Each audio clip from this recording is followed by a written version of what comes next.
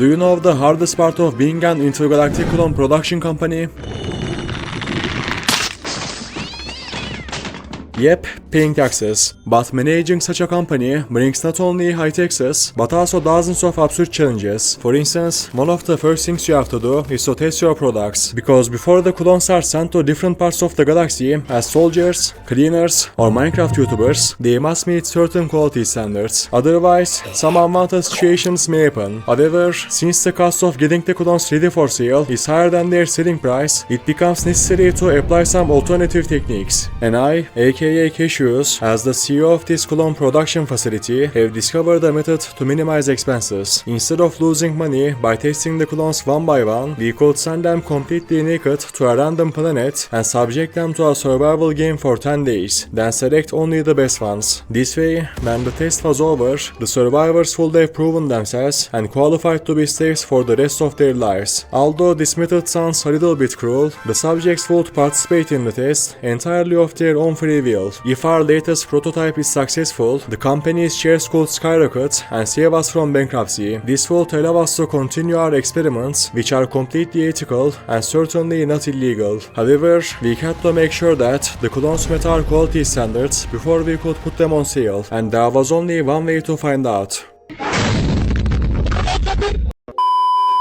Even though 100 colonists trying to survive on a few acres of land would create problems such as starvation, lack of shelter, and my CPU catching fire, these problems couldn't be harder than surviving in Turkey in 2025. Therefore, after loading the 100 clones one by one into transport pods, I sent them to a planet far from the Empire side to face the worst 10 days of their lives. Day 1 was probably going to be the clones' best day. After all, sending a disaster on their birthday wouldn't have been very fair. So, for now, they were lucky. However, the fact that no disaster would happen to them didn't mean that this day would be easy. Because if they wanted to stay alive by the end of the challenge, they had to start preparing right away. Aside from the additional events they would face during the 10 days, there were 3 major challenges they needed to prepare for. First and foremost, building shelters where they could take cover was a crucial step to minimize the effects of the harsh climate. Otherwise, in the event of a climate change, all the clones could die at once. Secondly, they needed to shape the land they were on to their advantage, because there were other living beings on this planet besides themselves. To those creatures,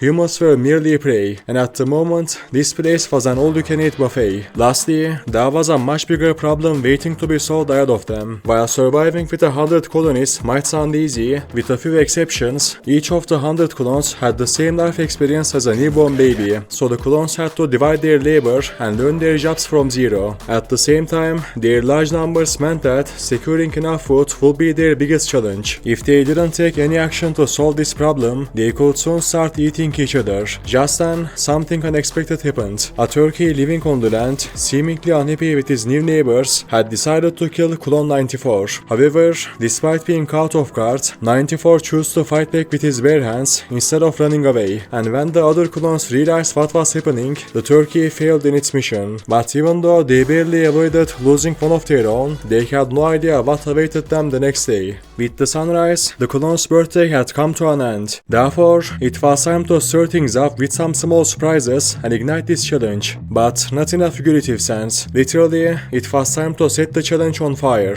While there were various ways to do this, there was no need to create additional expenses, as there were already explosive cows in the field, and it only took a small magical touch to provoke them.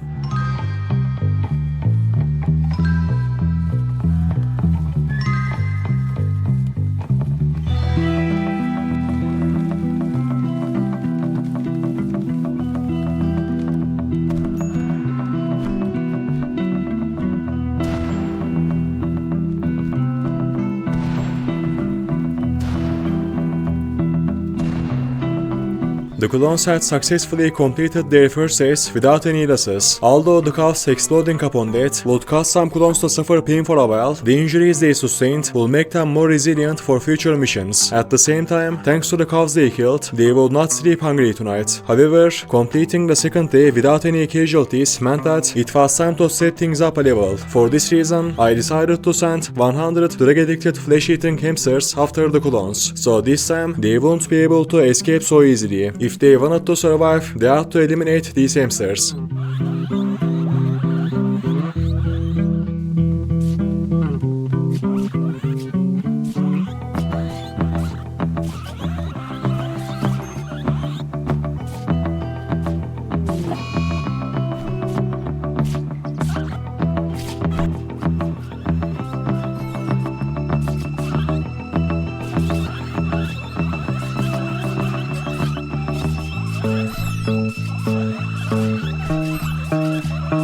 By the end of the battle, both sides had taken heavy losses, but there was only one winner. Even though the clones had lost number 26, 71, 91, and many others like them, they had somehow managed to overcome this challenge as well, except for the fact that the remaining clones started to suffer from PTSD on the third day of their lives. They were actually progressing quite well. Then, despite it being only the third day, Clone 85 decided to abandon the colony. If the Empire starts finding stray clones in the galaxy, it was certain that our company would face trouble. Therefore, we needed to respond decisively and effectively against the fugitives.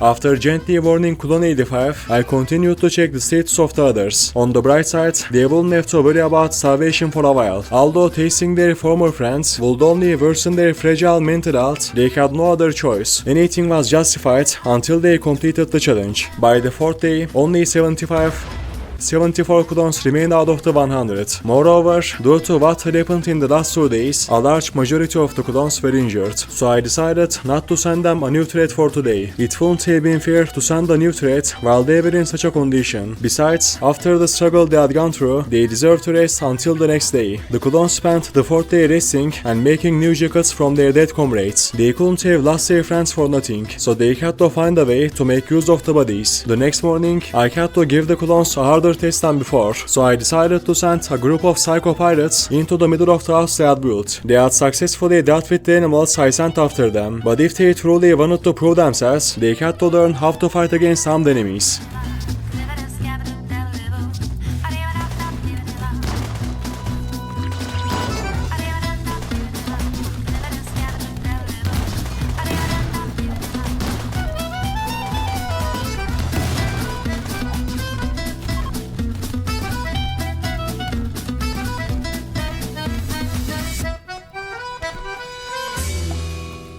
Although they managed to eliminate their enemies, the clones would soon face a new problem, because the pirates who organized the raid had brought a large amount of illegal substances with them, and now those substances had new owners. While the clones were currently regaining their confidence, they were unaware that once these substances ran out, they would fall into an even worse state than before.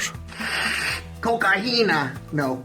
Flour. Even though the clones had suffered heavy casualties in the process, many of them were still alive. This time, however, I had a challenge in mind that was different from the previous ones. They had managed to defeat all the enemies they encountered, so this time I needed to send them an enemy they couldn't fight. Therefore, I decided to send a cold front that would last for the next 2 days to the area. Although this may initially seem bad, there were plenty of corpses left behind after their last battle. In other words, looking on the bright side, the area they used would now serve as a massive fridge. In short, if they didn't freeze to death, the food problem was solved as of today. Moreover, the crops they planted on their first day here had finally grown, and because of that, they would finally have something to eat other than their friends. Then, in the evening, the cattle that entered their mating season began attacking the clones. However, thanks to the weapons they had taken from the pirates, the cattle were no longer a major threat to them. By the 7th day, there was no need for me to send a new challenge to the clones. Because of the cold weather, some of the clones had become seriously ill. Under normal circumstances, this was not a big problem. However, since the most experienced doctor among them was born about a week ago, it will take some time for them to recover. Furthermore, if they didn't find a solution to the cold, the entire colony would soon be sick. The worst part was that there were no heat sources other than the campfires. But before their disease got worse, the clones made an important discovery. There were geysers on the land that spewed out hot air. If they enclosed these geysers, they could create a natural heating system for themselves. Therefore, they began enclosing the geyser to heat their homes. On the 8th day, when they had solved the temperature problem, the disease was no longer a big problem, and there were only a few days left until the challenge came to an end. Therefore, I needed to increase the difficulty by sending the remaining clones an enemy they couldn't easily defeat, and I had a very good plan for this. Many years ago, I met a doctor to learn the tricks of human cloning. Although he was a bit of a weirdo, I also ended up buying this creature from him. I've been waiting for years for the right moment to use this creature, and I have finally found it. Therefore, I decided to send the creature to fight against the clones.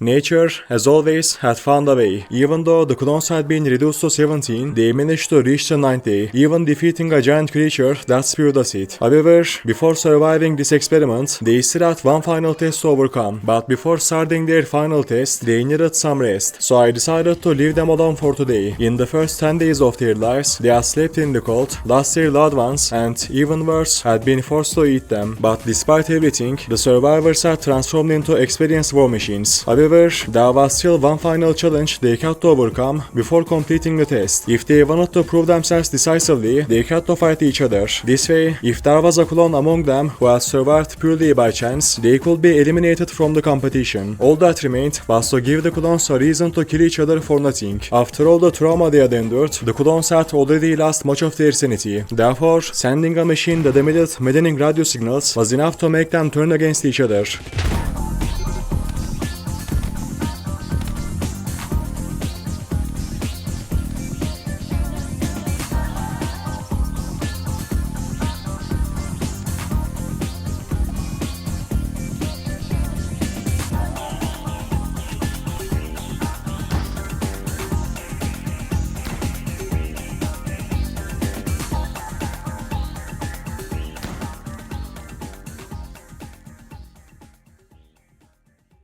After hours of fighting, only 8 clones remained. The surviving clones will not share the same fate as their dead brothers. From this day on, they had become the most deadly weapons in the galaxy. While we had used the last drop of our company's remaining budget for this experiment, we had finally succeeded in creating the perfect clones. By selling these clones, we could turn our bankrupt company into the most...